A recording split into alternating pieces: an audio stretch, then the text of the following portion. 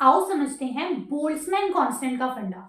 Boltzmann constant जो होता है जिसे केबी से रिप्रेजेंट करते हैं, ये आपका बेटा गैस कांस्टेंट आर का ही छोटा भाई होता है। यानी बोल्ट्जमैन कांस्टेंट आपका गैस कांस्टेंट का छोटा भाई, ऐसे याद रखना है। होता क्या है, KB R divided by N A, बस यही आपको याद रखना है कि KB R divided by Avogadro's number होता है। अब आर की वैल्यू आपको पता है कि एसआई यूनिट्स में क्या है 8.314 और उसके एसआई यूनिट्स क्या होते हैं जूल पर केल्विन पर मोल, जो हमने ऑलरेडी पढ़ रखे हैं। डिवाइडेड बाय एवोगैड्रोस नंबर की वैल्यू लगा दो 6.023 इंटू 10⁻23 पर मोल। यहां से देखो पर मोल कैंसल, जूल पर केल्विन निकल के आता है बोल्ट्जमैन कांस्टेंट का एसआई यूनिट, और ये कैलकुलेट करके ये वैल्यू आती है बोल्ट्जमैन कांस्टेंट की एसआई वैल्यू। ठीक है, ये आपको याद रखनी है, केवल इतनी सी चीज। अब आप इस वैल्यू से ही देख सकते हो बेटा, ये जो वैल्यू है देखो 10⁻23, जितनी पावर नेगेटिव में बड़ी होती है उतनी वैल्यू छोटी होती है।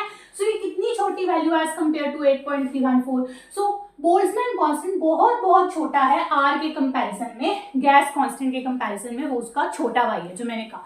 अब ये ऐसा क्यों हो रहा है, क्योंकि गैस कांस्टेंट जो है वो मोल्स के साथ डील करता है। जब भी हम मोलर लेवल पे मोल्स के साथ डील करते हैं वहां आर यूज करते हैं। जब हम मॉलिक्यूल्स के साथ डील करते हैं, छोटे लेवल पे डील करते हैं, मॉलिक्यूलर लेवल पे, वहां के भी यूज किया जाता है। मोल्स को एन, छोटे एन से, मॉलिक्यूल्स को कैपिटल एन से रिप्रेजेंट करते हो आप बाय कन्वेंशन।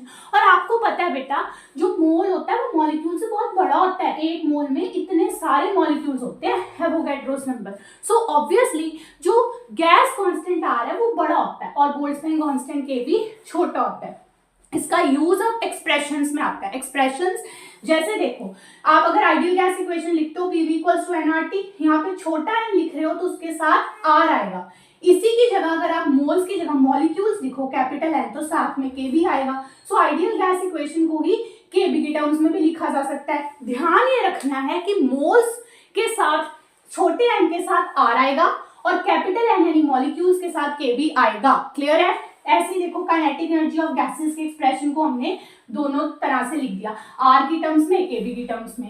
अब एक और जरूरी बात, आपको पता है सिंगल मॉलिक्यूल का मास, मॉलिक्यूलर मास स्मॉल m, और एक मोल का मास, मोलर मास कैपिटल M, उसकी टर्म्स में भी जो एक्सप्रेशंस हैं, जैसे वेलोसिटी ऑफ गैस होती है ना मोस्ट प्रोबेबल, यहाँ पे अगर m r यूज करो तो बड़ा m आएगा यानी मोलर मास, केबी यूज करो तो छोटा m आएगा यानी मॉलिक्यूलर मास। ठीक है, दोनों तरह से एक्सप्रेशंस लिखे जा सकते हैं। बस ध्यान रखना है, आर यूज कर रहे हो तो मोलर मास बड़ा m, केबी यूज कर रहे हो तो आपका छोटा m मॉलिक्यूलर मास।